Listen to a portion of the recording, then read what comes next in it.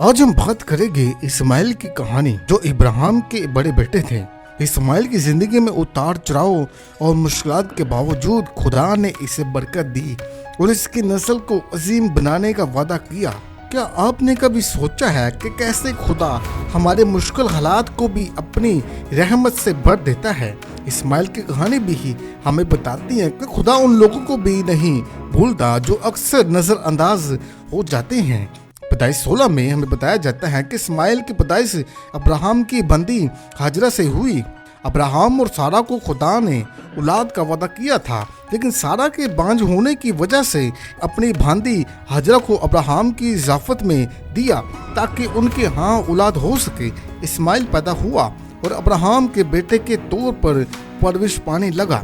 پیدائش 21 میں جب سارہ نے اپنے بیٹے اسحاق کو جنم دیا تو اسے خدشہ ہوا کہ اسماعیل اسحاق کی وراثت میں حصہ دار بنے گا۔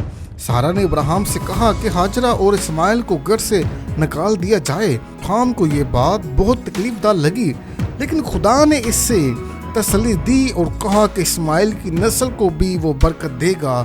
ہاجرہ اور اسماعیل کو جب جلا وطن کیا گیا تو وہ ریگستان میں بھٹکنے لگے۔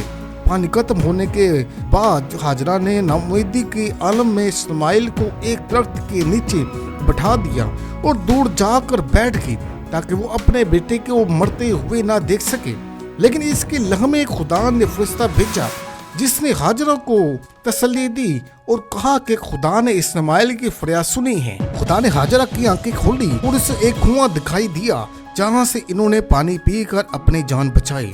خدا نے وعدہ کیا کہ اسماعیل کی نسل بھی عظیم قوم بنے گی۔ پیدائش 21 میں ذکر ہے کہ اسماعیل ریگستان میں پرورش پایا اور ماہر تیر انداز بن گیا۔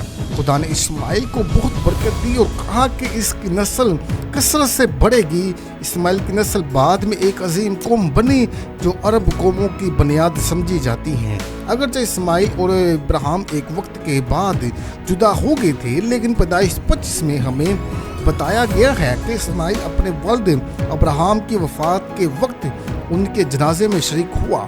یہ واقعہ اس بات کی نشاندہی کرتا ہے کہ باوجود مشکلات کے ان کا تعلق ہمیشہ قائم رہا۔ اسماعیل کی کہانی ہمیں یہ سکھاتی ہے کہ چاہے انسانوں کے فیصلے ہمیں کہیں بھی لے جائے، خدا ہمیں کبھی فراموش نہیں کرتا۔ اسماعیل کی زندگی مشکلات سے بڑی پڑی تھی، لیکن خدا نے اس کے ساتھ اپنا وعدہ پورا کیا اور اسے ایک عظیم قوم کا باپ بنا دیا۔ یہ تھی اسماعیل کی کہانی جو ہمیں یہ سبق دیتی ہے کہ خدا ہر حالت میں ہمارے ساتھ ہے، چاہے دنیا ہمیں بھلا دے، لیکن خدا کا وعدہ ہمیشہ قائم